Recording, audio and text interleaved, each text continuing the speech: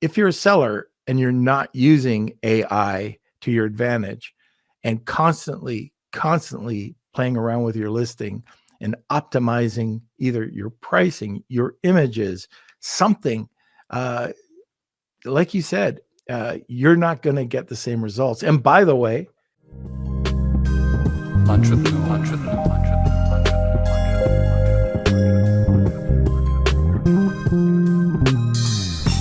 Hey everyone, this is Norm Farrar, aka the Beard Guy here, and welcome to another Lunch with Norm, the e-commerce and Amazon FBA podcast.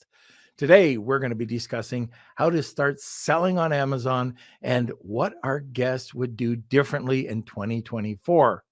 We're also going to be discussing, is it really worth starting to sell on Amazon going into 2024? What are some of the biggest challenges? And what are the key differences between Chinese and US manufacturing?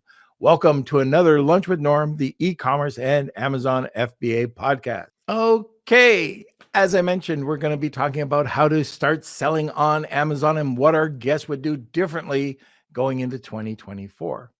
Our guest is a co-founder and CEO of Samurai Seller. In 2015, he decided to dive into Amazon, and I'm probably guessing through one of the amazing courses. I'm just guessing. We'll get into that with him in a second. But him and his wife rapidly grew their e-commerce business into the high 8 figures, and he loves helping other sellers succeed on Amazon. And he developed a software called Samurai Seller, which helps manage ads on Amazon. And today we're welcoming first-time guest, Aaron Cordovez.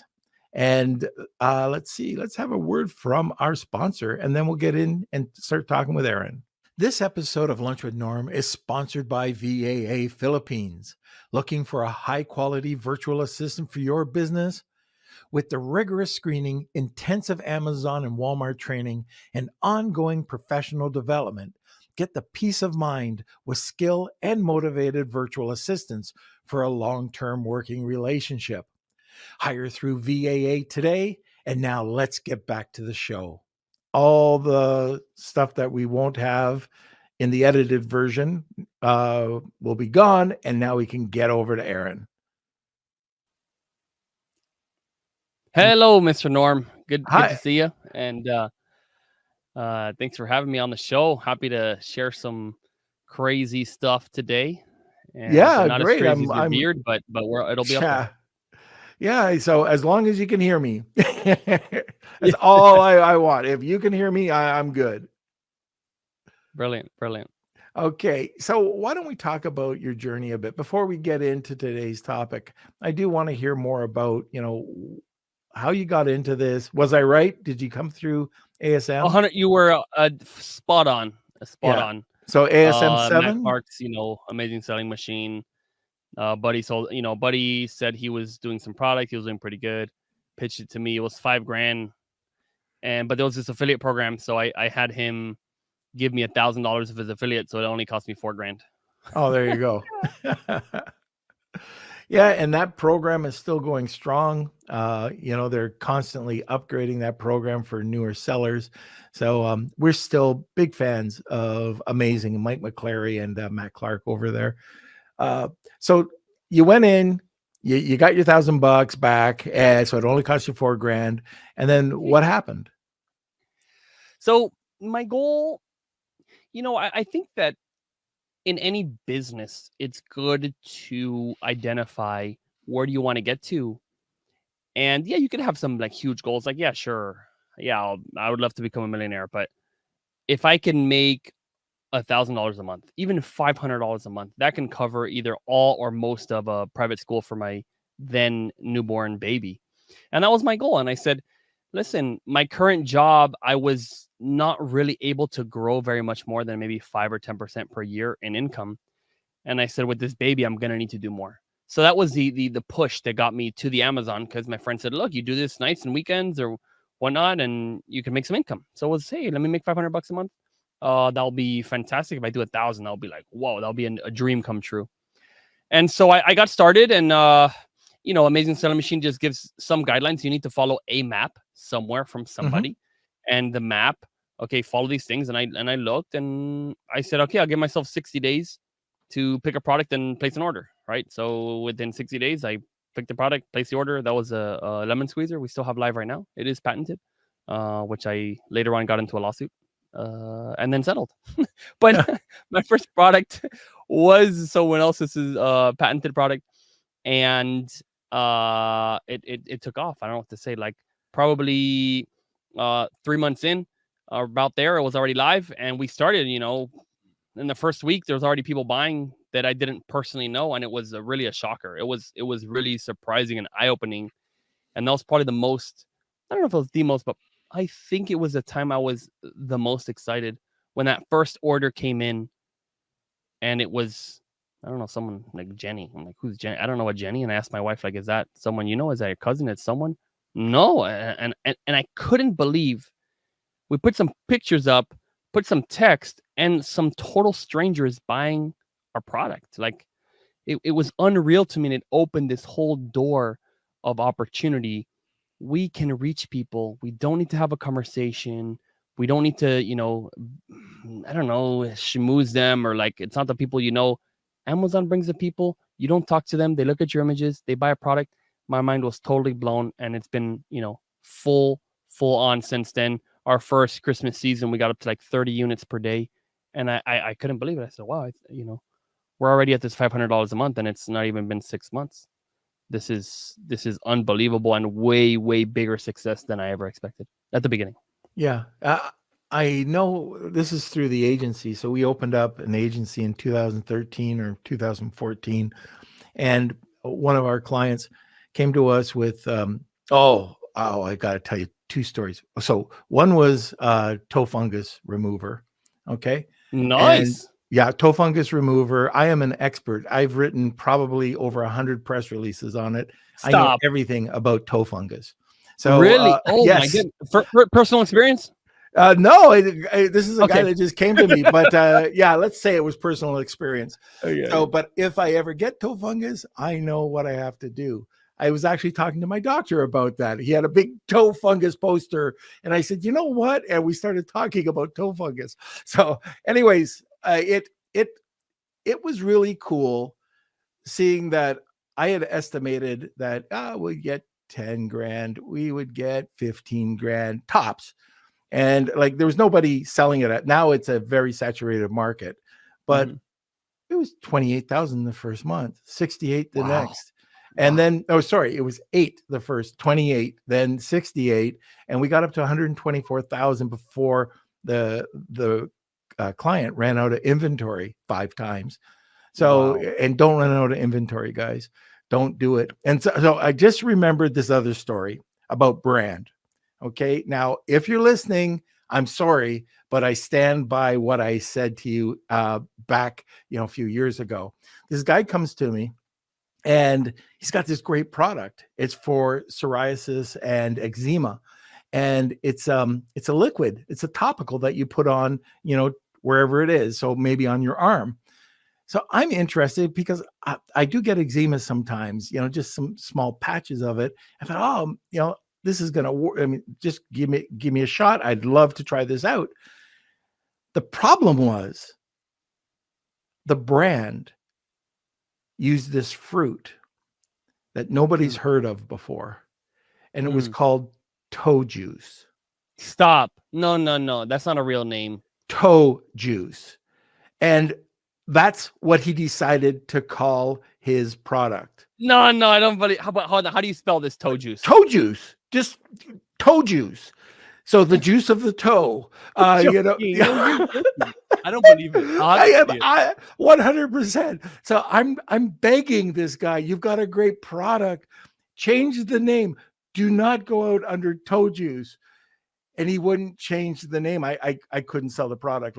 There's no way anybody is going to use a topical for eczema on their body with anything called toe juice. I'm searching this. I'm searching it. Go ahead. Toe juice. It's toe juice. Toe juice, all natural toe itchy skin relief liquid. Yep. Okay, but it's for toe relief. No, this is for eczema and for psoriasis. Oh, Toe juice. You're right. It's actually live. Why would? Oh God! So you didn't Now, take the monk. You said I can't I forget the couldn't do brand. it. I'm I not couldn't going. do it. So, it was, and you know this. So, you have a client come in and you can see what the client needs and you can lay it out, all in, a consultation. And then you hear the words, I hear what you're saying, but that's when I walk away from a client. So, yes, I I've heard hear what you're some saying. bad names, but toe juice to go on your face is probably in the top 3 worst names I have ever heard, and I feel really, really sad. Wow, that's bad, and I don't Yeah, think they had the success. That was in 2014. yeah. They still have 120 reviews. So I don't believe it, and they're It's not probably incentivized reviews. But the other bad name, and I did this my first presentation. Amazing asked me to speak at their 2017 SellerCon. It was called ASM 17, and I was doing research, and Mr. Noodle was really big, and I don't want to offend anybody, so just put your fingers in your ears. I apologize right now, but this is just true. And I can't believe that somebody used a translator to do this. And this was real. It wasn't made up. So Chinese company that used Google Translate to come up with a name for a competitor for Mr. Noodle. Mr. Noodle. Soup for sluts. Stop. I am serious. Look it up. Look it up. Stop. I'm looking this one up. It must have been banned. I don't think when Amazon. It didn't go anywhere. But the company that produced it, ramen noodles. Yes. Oh my gosh. It shows up. Suit for Sluts Ramen. Yes. What? What? And so is this somebody you knew? They used like a translator and say like come to like the present time. I don't know, but anyways, those are a couple of brands. So these are some things. These are some tips. You want to make sure that you check. What and big companies do this. And I'm just going down this whole brand thing. So I know we're going to talk about 2024 and stuff, but I love these things. So the Kona car. This is 2020. I think the Kona car came out. So Hyundai made this car called the Kona. Have you heard about this? I've heard of the car. Yeah. So, probably everybody out there that's listening heard about the Nova, which means no good, right? So, in one language, I don't know if it was Spanish or something. It came out. They had to. It was a big marketing mistake. But Kona, so Hawaii. I lived in Kona for 5 years. I love Kona, and when they came out with the car, I thought, wow, this is pretty cool. And then in certain countries like Portugal, they had to change the name to the Hyundai Kauai. You know why? Because Kona means something really bad and dirty. Yeah, really bad and dirty. Yeah, and I'm not going to get into it, but it has to do with women, and they never check the translation. Wow. Well, interesting. So let's just say it's not somewhere you'd want to put the toe juice fungus remover.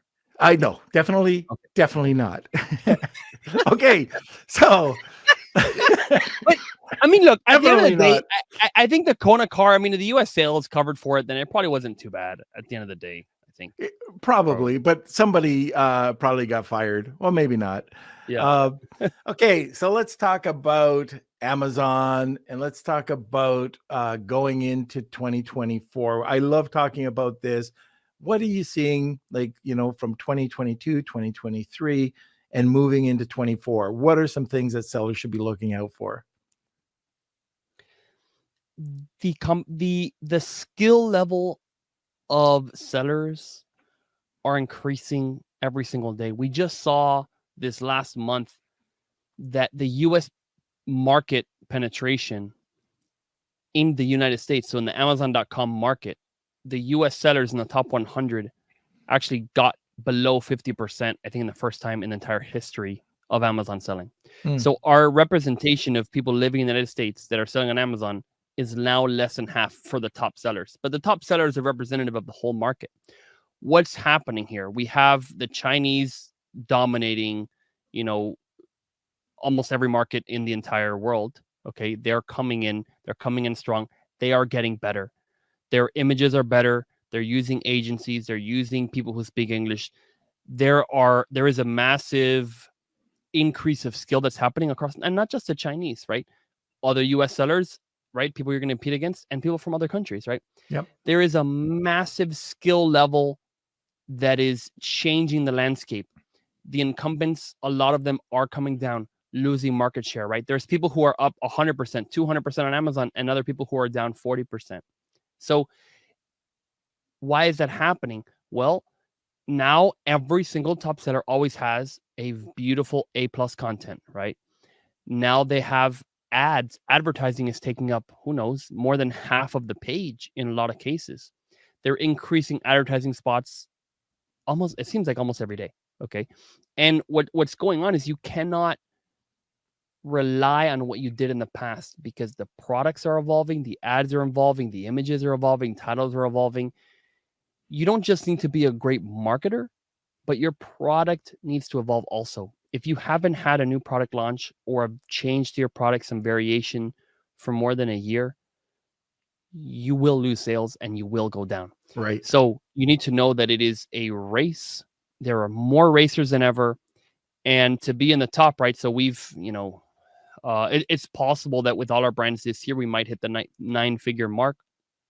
And to be in the top 100 sellers, to be in the top of the game, your chances are somewhere like 0.01% chance. Okay. That's 1 out of every 10,000 sellers are like in the top. It's actually a little bit less than that, right? If you're going to be in the top 100, but if you're going to be, let's say, 20 million plus, something like that, you need to ask yourself the question, what am I going to do that 10 or 20,000 other people are not willing and able to do?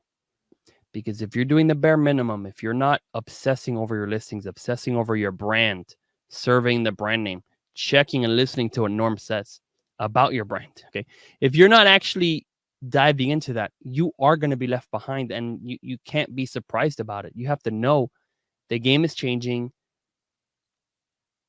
and the stakes are higher than they've ever been before. Yeah, absolutely. I can't agree more.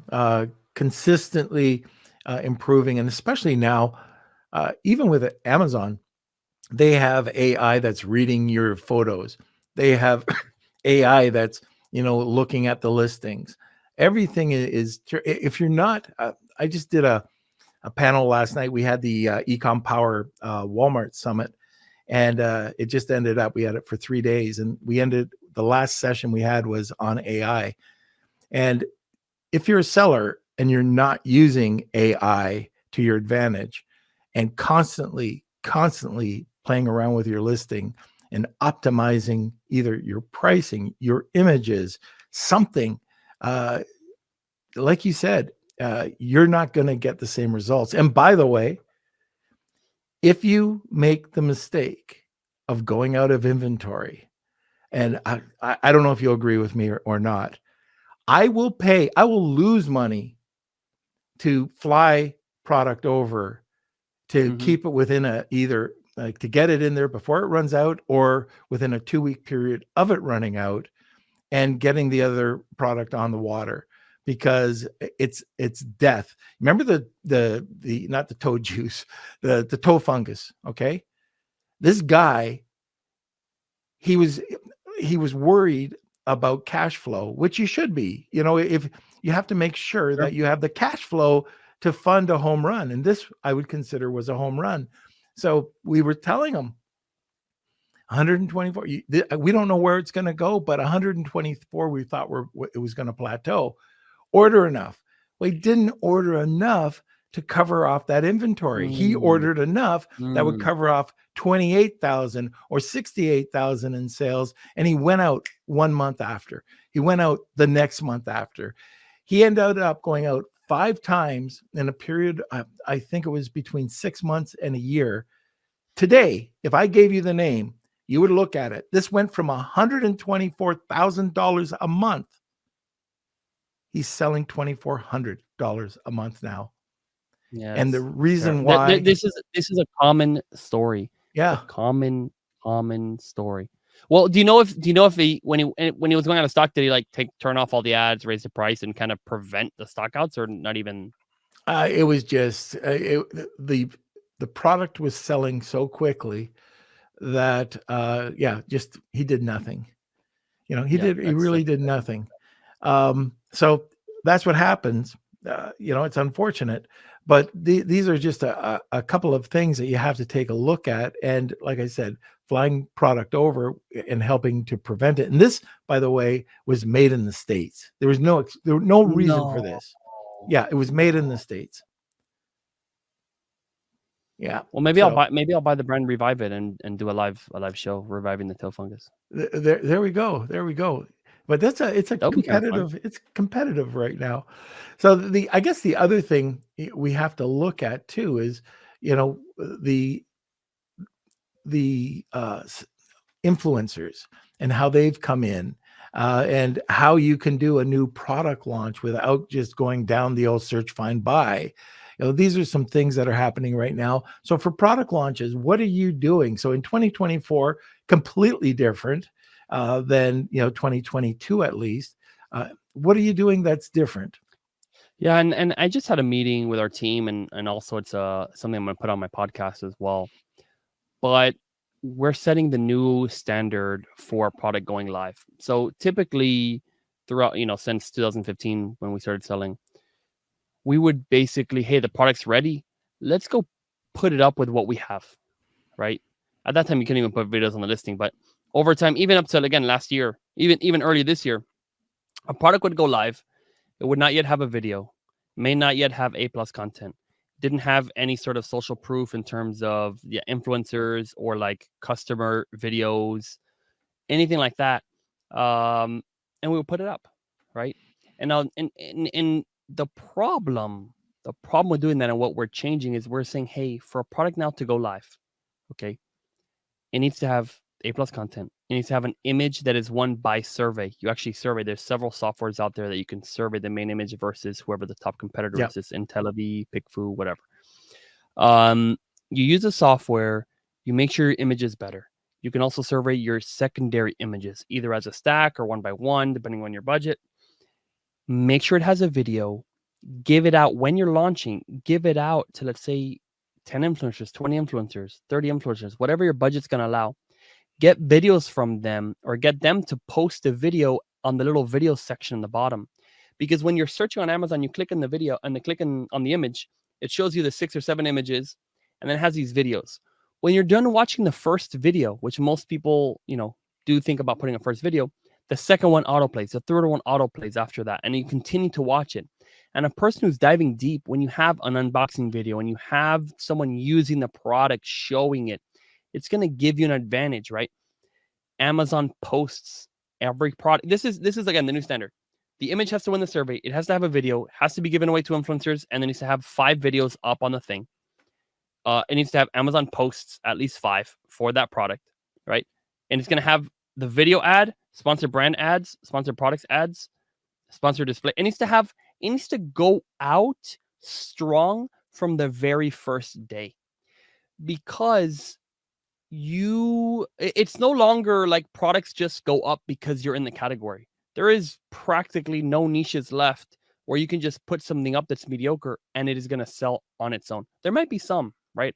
I don't know. There might be some. But nowadays, we're doing a whole different strategy right now going forward into 2024 and further. The product has to be top quality, right? A+. It has to be a fantastic looking thing right from the start. Otherwise, it's not worth it anymore. Right. Because if your product is not actually superb, if there's not something that's standing out about it, if you're not have all of your stuff covered and you're starting, okay, with Vine, you might be 30 reviews, 20 reviews, 15 reviews. The next guy has 4,000, 10,000, 50,000, whatever that category has. You can't just, I had yesterday, 2 days ago, a guy write to me and said, hey, I just launched my product. Do you have any advice for me? I looked at it. No video, no A+ content. The images were quite bad. And this is a person that's putting their life savings into trying to sell on Amazon. They haven't actually understood that this is something you have to go all in on. It's like your child. If you want your child to succeed, you better be talking to them, giving them good food, going to exercise with them, having life lesson. I don't know. Like, you have to invest in that child to become something and worth to society and to be a happy person. Same with your listing. If you just put it up and okay, I don't know. I just feel like people don't understand that this is a business, right? If you have a medical practice, right, and there's no patients coming in, you wouldn't say, "Oh, it's too late to start up a practice." You would probably think, "Hey, maybe I need to learn some marketing. Hey, maybe, you know." But on Amazon, people say, "Oh, now it's too late to do on Amazon," when they haven't actually invested the time to say, "Hey, is mine up to standard with what the entire market is like? Would I even buy my own product?" And if you and people, they anyway. Sorry, that I think that was my point basically. All right, very good. You know, everything that you said, and it's interesting because I've talked to a lot of people. I've talked to a lot of women about this, and there's a lot of women that don't consider themselves entrepreneurs getting into Amazon. I've talked to a lot of guys about this, and I think that it's unproportionate. So, and I don't know why that mindset exists, but You're everybody saying that men do think it's entrepreneurship. yeah, Mm. yeah, they think that they have a business. Mhm. And that if I talk to them and if I ask them, you know, do you think you're an entrepreneur? I would hear more yeses from men than I would women. And this is, I ask this, I'm just curious. I ask this quite a bit at different events that I go to. And, you know, it's just kind of interesting, that mindset that we are entrepreneurs. We're online sellers. We've created a brand. And within that brand, you've got to do everything that you possibly can that you would in any other business, except there's no bricks and mortar. You know, it's online. Yep. Now, this is I'm going to bring this up again. So the book that I was talking about, Start, Scale, Exit, Repeat, it actually goes through the entrepreneur's journey, and it breaks down what you have to do at start. It's really awesome what you have to do to scale. So you go through chapter 1, you go through chapter 2, and it tells you a step-by-step process. And then once you exit, you know, this is how you prepare for exit. And then the final version is, now let's repeat. And that's why I love it. That's why I'm pushing it. As a matter of fact, I told Colin Campbell's the guy who wrote it. He said, Norm, would you tell me if you didn't like it? I said, Colin, I would tell you it sucks. You know, we're good enough friends that if it sucked, I would just let you know. And I'm fully behind this book because people who are on Amazon aren't necessarily business people. They're doing this as a side hustle. And you know, I was not a business person either. I didn't do any business. The only business I'd done, I'd maybe sold like 5 different Yu-Gi-Oh cards back when I was like 16.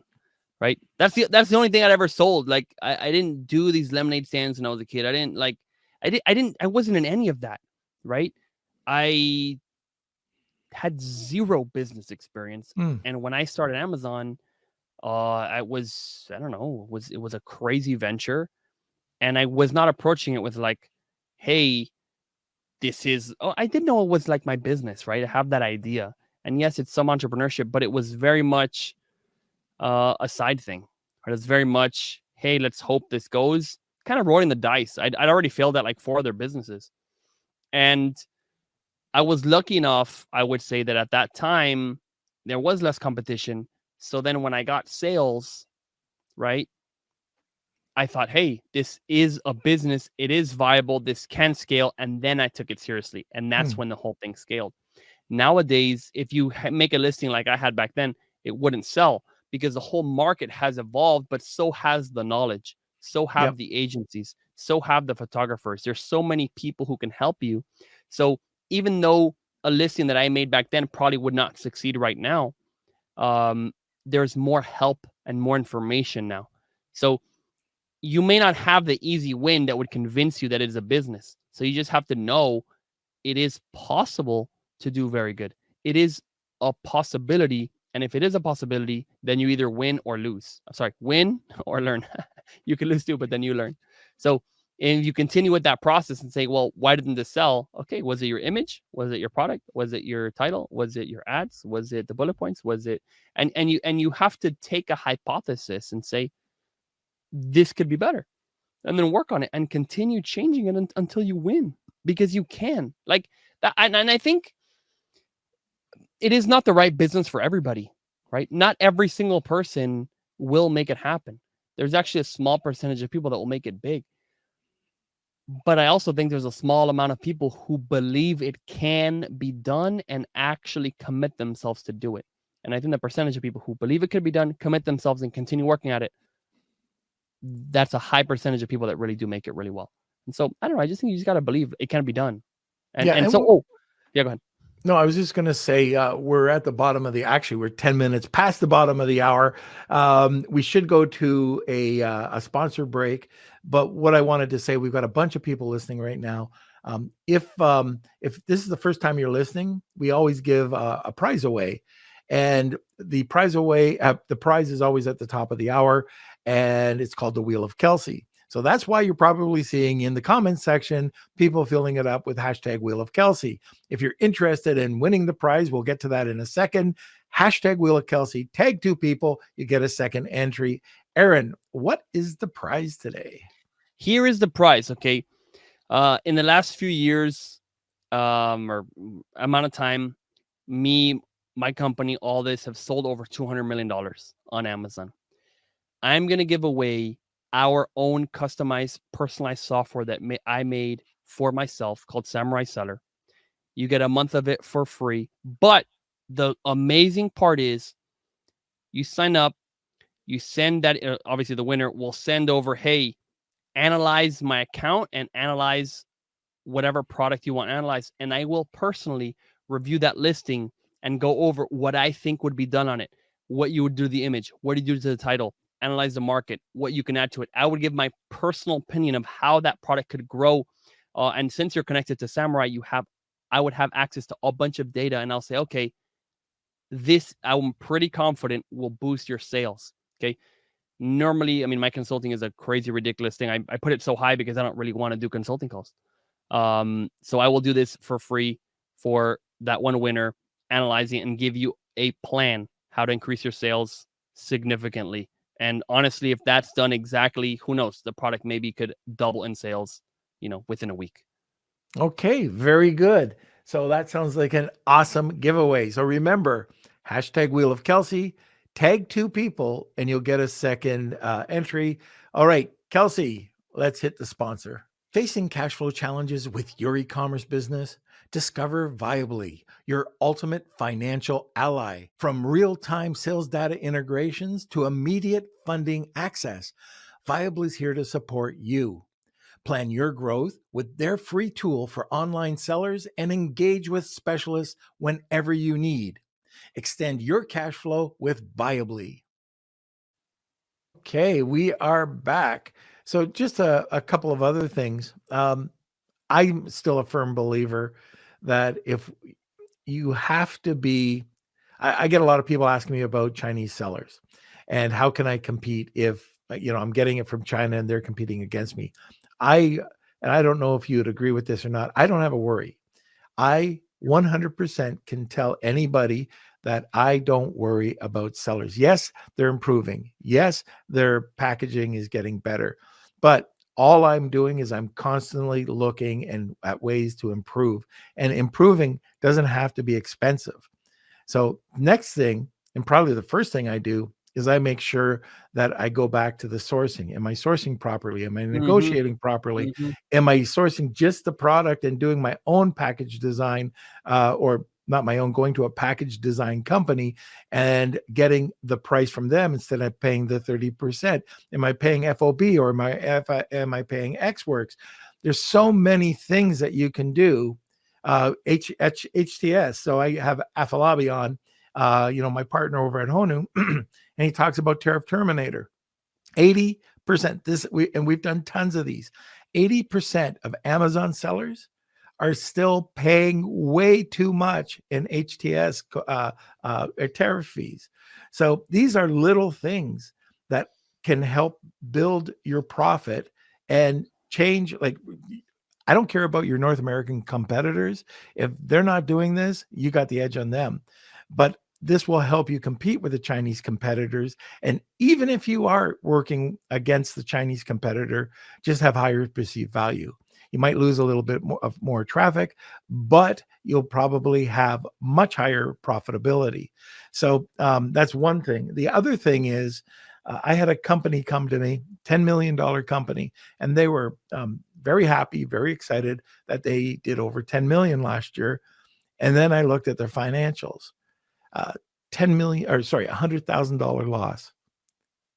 Wow. 10 million in sales. And they would go on stage and talk about their success story. Well, their success story sucked. Yeah. I don't know about you, but I'm not going to go out there and rant and rave about that. So we were able to turn them around, but they had where the biggest turnaround was in their PPC. They had outsourced it to an agency. They never had gone in to take a look at how bad the agency had run it because it was a big name agency. Well, who gives two hoots about a big name agency if you got the worst person in the company working for you? You know, you've got to monitor this. And it was, I remember looking at some campaigns, not small campaigns, running at 768% ACOS. Oh, wow. Their average ACOS was over 200%. Oh, no. That's horrible. That's horrible. That's really bad. But these are the things that, as an owner, you can't leave your brand alone. Like we talked about, you said this at the beginning, you can't leave it for a year. You got to be on it. And that's also going to help you with contributors' rights, just in case you get a hijacker on your listing. There's all sorts of these little things that you can do. But anyways, let's get on to. I could mention on the Chinese sellers and the competition. Yeah. There is a massive fallacy in the entire argument that the Chinese sellers can just undercut everybody. And the fallacy is this. A normal factory, okay? Even you take the people here in the US, and the way to understand it is look at a factory here. US factory, they can make, let's say, some supplements. They're making a vitamin C or something like that. Their entire company is focused on manufacturing, okay? So they may have the lowest cost of the product, but they need to make profit on the cost of the product to fund the operation of the manufacturing. Then they need to create a sales team, and that sales team needs salaries, and it needs attention, and it takes money. Whether the factory did it themselves or it is a third party, whether in China, in Ukraine, in Scotland, Canada, US, it doesn't actually matter. The team requires money and attention. It is impossible. It is not actually true that the factory can just sell the product way less because they're the factory. Because they're hiring the sales team. It's two different organizations. They have a sales team, and that sales team has salaries, and they have the same problems that we have. And they don't give it to them for free, okay? They actually charge them the same price that we would get charged. The product cost does not change because the factory needs to make money to sell it to whoever the actual sales organization is. There are an extremely, extremely, extremely small amount of factories that also sell. And even if that is the case, that factory is paying for their sales team just like you would pay for a sales team. You can hire in China. You can hire in Philippines. You can hire in Pakistan. You can hire wherever you want, Eastern Europe, Venezuela, Colombia, Mexico, or in the US. So the talent and the sales organization doesn't get a better price because the factory still needs their margin. And I think people don't understand it fully. Like if you draw it out on a diagram, you can see that the factory itself, for them to list on Amazon and learn about Amazon, they have to pay for it just like whatever your salary is. And they have to make money on both parts. You see, they won't give it to the person for free. Like it doesn't almost ever happen, and it still needs salary. It's not just like, hey, the factory puts it up and it's perfect. How many staff do you have making images? How many photography? How much all that stuff? These guys need to invest money in that. So it's not some magically advantageous thing. And if people understand, the reason the Chinese are really winning is not because they're the factory. It's because those guys work their behinds off. They are hungry. A lot of these guys work 12, 14, 16 hours per day. They live and breathe Amazon, right? They're actually hiring and learning in conferences, and they're pushing hard. But it is the sales organization which has the same opportunity that you have. In fact, if you live in the United States, you have a bigger advantage because you know the market better, your distribution, your logistics. You can have your own warehouse. The Chinese, they need to have a 3PL. They have extra costs for being in China when distributing to the US. So the truth of the matter is, the reason the Chinese are winning, yes, it's also because they're 3 times more popular than us. But it's just, that doesn't mean the percentage they're more likely to win, because really they have 1 billion people, right? We have 340 million or whatever it is. And our amount of sales are about the same. So in the US, you're 3 times more likely to succeed here than you are in China because they're about similar sales. Anyway, point is, you can't fund a sales organization with nothing. You need to fund it somewhere, and it's actually the skill, the dedication, and whoever's being more creative to sell. It is not just lower cost. A lot of these Chinese brands, they have the mid cost or the high cost, and they're still winning because they've done the work that you have not yet done. Yeah, absolutely. And going back to working your butt off, our family owned we own one factory in China right now, technically not, and 2 factories in Taiwan. And I was blown away the first time I went to the factory, where the general manager and his wife worked at this factory. They had built an apartment above the floor, and they had 2 kids, would come home, immediately go up to the apartment, they'd eat, and then they were on the computer doing homework forever. And it was every day. It was unbelievable how much the kids worked. It was incredible, the work ethic that everybody had at the factory that I could see. And anyways, you wonder why there's just this unbelievable growth in these products, and just the competition. It is competition, and those people, I'm talking about the people that were our general managers, the husband and wife, just incredible. I'm going to give you an example, okay? And you're not going to believe this. And I'm not talking about they owned. This is our general manager. So my brother and I would go over there, and he was an engineer over at Nissan. And anyways, we came back one day over to Taiwan, and we got picked up in this Maxima, but it was a Maxima kind of limo. It was a stretch Maxima with a partition in the like a glass that went up and down between the seats. He made it for us. He made it for us. I am not kidding. But just to drive around, and then he kept it, or he gave it to you. No, like we didn't live in Taiwan, Yeah. but the car was there for us in Taiwan as this stretch kind of limo Nissan Maxima. Wow. Unbelievable. But anyways, Hayden, Kelsey, you can hit the anyways thing, because I've said it about 3 or 4 times, and I've caught myself, but after it came out of my mouth. I say that all the time. That's why I'm saying that, Aaron. Let's talk about some of the biggest challenges that are facing us nowadays.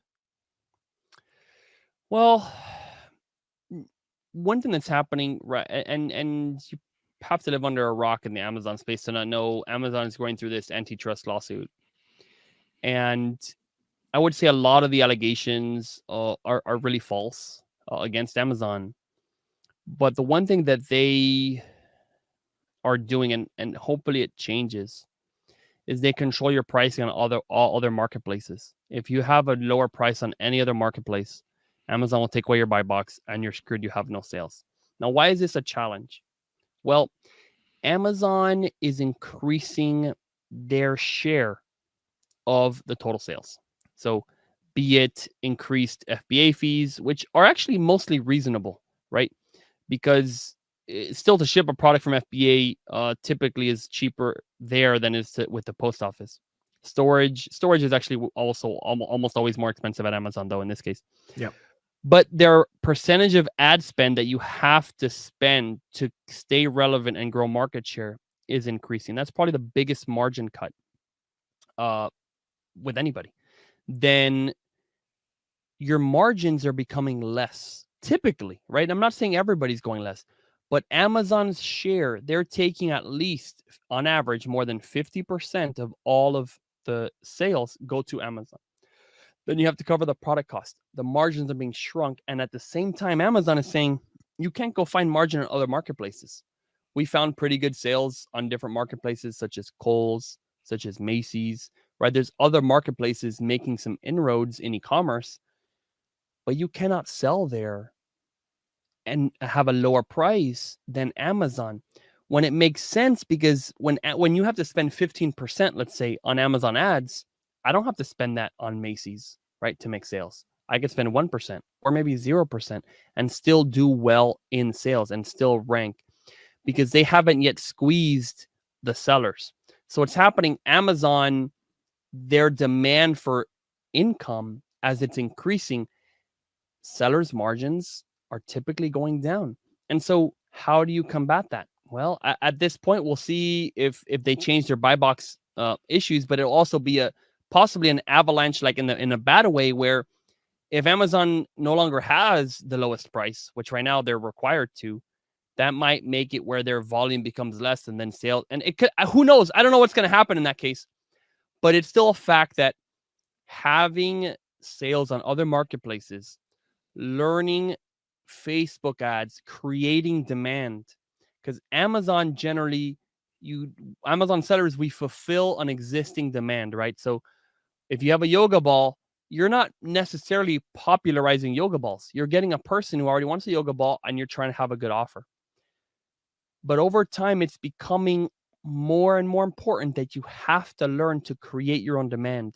You have to go out there and make people want to buy your product, because the landscape is getting more competitive. The margins are getting smaller. So it becomes a skill being able to do more than just Amazon.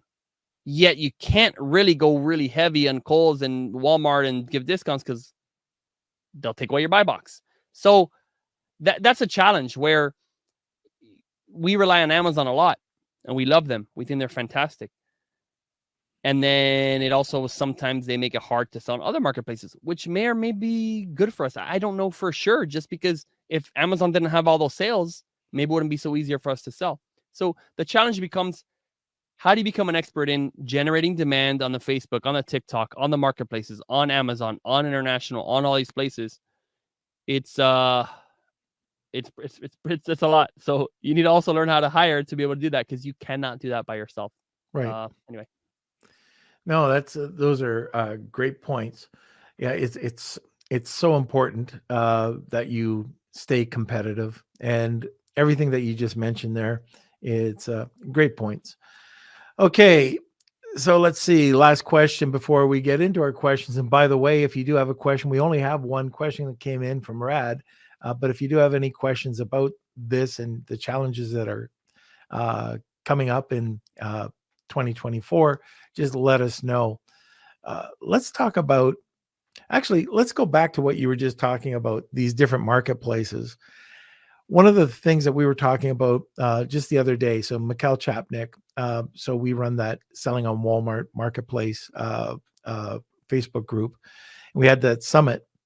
And one of the things that came up was, how do you compete with that buy box? Like, if you have to have it at a certain price point, how do you get around it? And sometimes, over at Walmart, you can actually put it higher than Amazon and get sales, or on Macy's or wherever.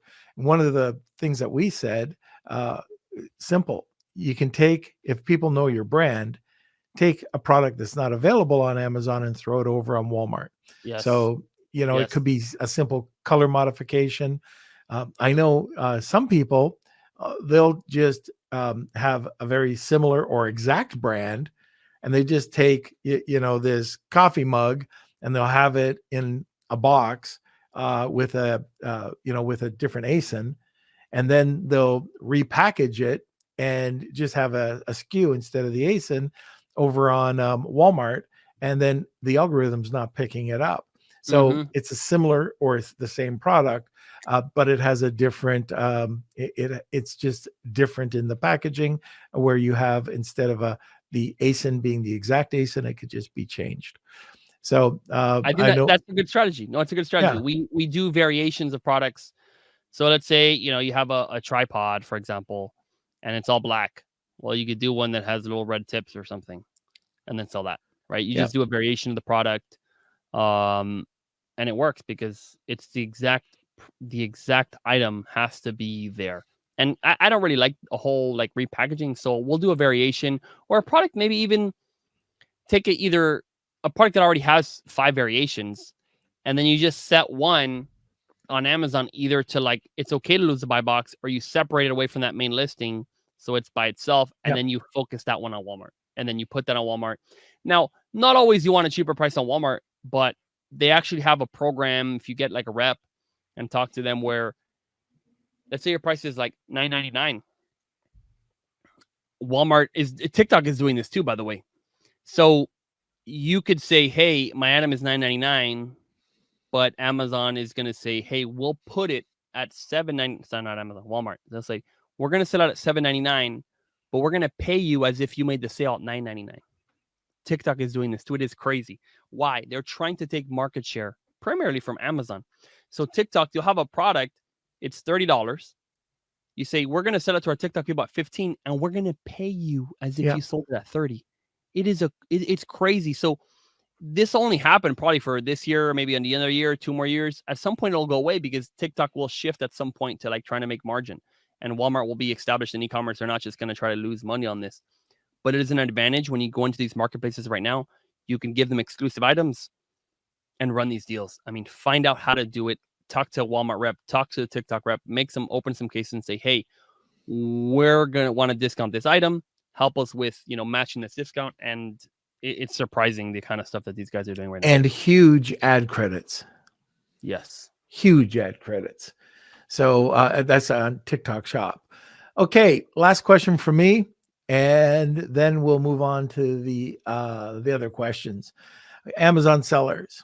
Okay, what is the mindset that you need to have going into 2024? The mindset. I think I covered this briefly. You did.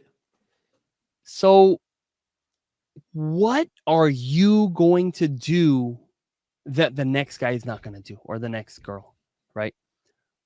What will you do that someone else will not? If you answer that question, and you really answer that question, you can become a top seller, period. Because with the amount of sellers, there's millions of sellers on Amazon, right? It is ridiculous, the amount of people. But if you say the amount of people that are going for, like, let's say, greatness in a brand or greatness in product, it's very likely that you have a product in a niche where that person is not like so spectacular, right? We've achieved a massive market share on a lot of products, and a lot of products we don't. We have maybe a 2% market share, right? We have a tiny bit. And there are so many places where if you dedicate your life, I mean, I don't know what to say, like dedicate your life, say, this is what I'm going to achieve. Before I die, I'm going to have the best tripods on the planet. If you do that, you can make it happen. So it's the idea that you're going to be the best because you have these massive companies, huge companies, right? That sell billions of dollars. They don't have so much attention on one exact product. A lot of times, let's say, I don't know, Breville, right? Breville, they do coffee machines. They have a great coffee machine. But let's know the Breville, like, I don't know, a frothing pitcher is not all that great. A lot of their products are not very great, right? On Apple, you're not going to compete against Apple on their iPhone. They have a super sophisticated iPhone. They have so many developers. It's ridiculous. You will never do it. But you could beat Apple on this a dongle for the computer, right? They have like, I think they have a dongle. They have like one dongle that literally is like a cable and it sticks out and that's it. And it's like $50. You could beat them at the dongle. Anchor did it. They have this amazing dongle that goes on the iMac and like screws in together and it doesn't move and it looks amazing. You could beat huge, massive companies on not their core product. So just know you can have the absolute best if you decide to. Like, we're so powerful. Our decisions are so powerful that if you decide you will achieve it, you can do it. And if you just say, well, I'm going to see what happens and like, we don't know, Amazon, we'll see. It's unlikely that you're going to have anything massive. Yeah, butterflies and unicorns. Yeah. So, okay, so let's get over to our question. And also if there's any comments, Kels. All right, this one is from Rad. Does Samurai do PPC for Walmart and Shopify apart from Amazon? So Samurai is a profit tracking tool for Amazon, all countries for Amazon, and also then the profit. You want to change the profit with the ads. It does not cover Walmart. It doesn't cover other marketplaces. Most sellers, at least a lot of sellers, have a huge concentration on Amazon, and there's so much learnings that you can get out of the tool. You could spend 8 hours a day on it for 2 weeks straight and just have things you can build, presets, functions that you want to run over and over to change. There's so much to apply in the tool and so many little things that you could do that you could spend so much time. And we haven't gone around to Walmart because there's so much on Amazon. Like, it seems every month there's new ad types, there's new targeting types, there's new types of videos. There's so many things that we just cover Amazon.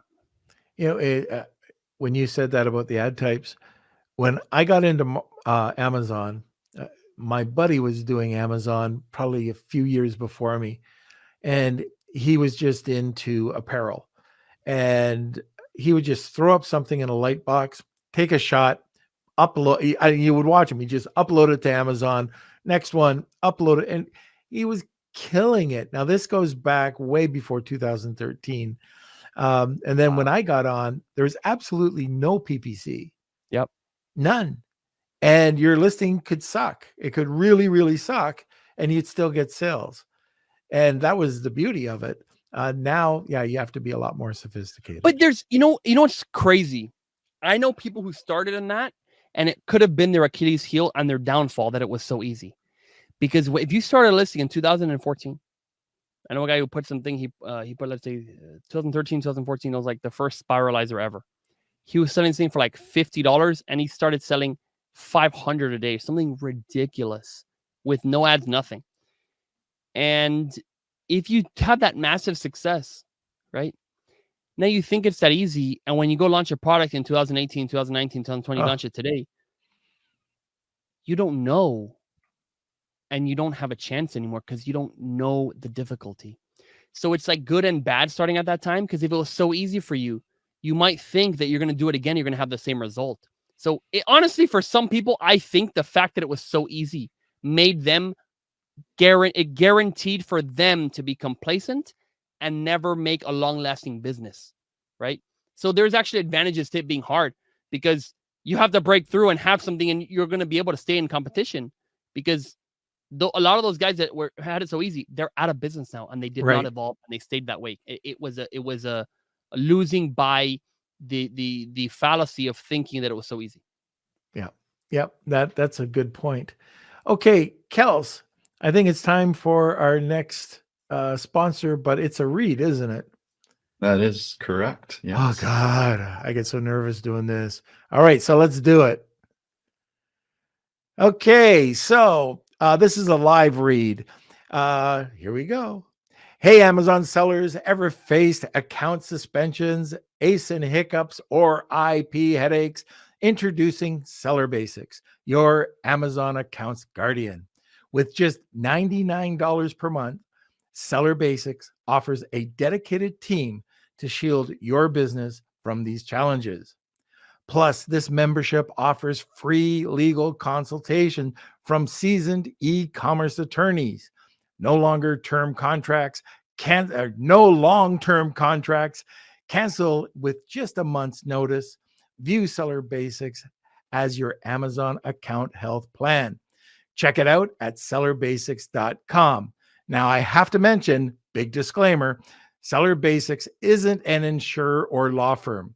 Consultations come from independent firms. Results can vary. Membership needed before events leading to claims. Terms apply. There we go. Whew. That was a good read. You pulled it off. Done. All right. So now, Kels, I guess we could just mention that if you want to, you got just a couple of seconds. I did the read too quick. I should have done this afterwards. I just realized. But you got a few seconds to put in your hashtag Wheel of Kelsey or tagging two people, and you get a second entry. We'll wait a few minutes or a few seconds, and then we'll get over to the wheel. Okay, last, any points or your contact information? Yeah, sure. So Aaron Cordovez, if you want to get in touch with me, LinkedIn, I'm on LinkedIn, on my website, also aaroncordovez.com. I don't know, Instagram, whatever social media thing you like, go find me, put in my name, Aaron Cordovez. And I talk about Amazon. I make videos like constantly. And just, if you want to hear more stuff, I'm revamping. Oh, right now. Okay. This crazy thing. I'm starting a brand new brand from zero. Started, I don't know, about maybe 60 days ago. And everything I'm doing on that brand right now, I'm recording. Okay. This will be coming out very soon. Follow me on social because you don't want to miss when this thing comes out. I'm going to go through everything right now with a small limited budget. I cannot use my team. I cannot use anything other than my own fingers. And I'm doing a product I'm very excited about. I think it's going to do fantastic. And let's see. Is it still possible to make it on Amazon right now, 2023? Is it possible or not? I'm going to be proving that. Hopefully, I'm going to prove that it is possible. And we'll see. But that is coming out. I don't have the exact name of the course yet, but I have some ideas. And I'm really excited about this because that's normally people's objection. Yeah. Oh, you started when it was, when it was easy. And it was easier, but realize they were saying the same thing then, right? 10 years from now, people say, oh my gosh, you started in 2023. How lucky were you? It's going to be the same exact thing. Every single year, the people say the same exact stuff. And so this whole training is coming out. And so stay tuned. Follow me on social and that'll come out. Okay. So let's get over to the Wheel of Kelsey. It's time for the Wheel of Kelsey.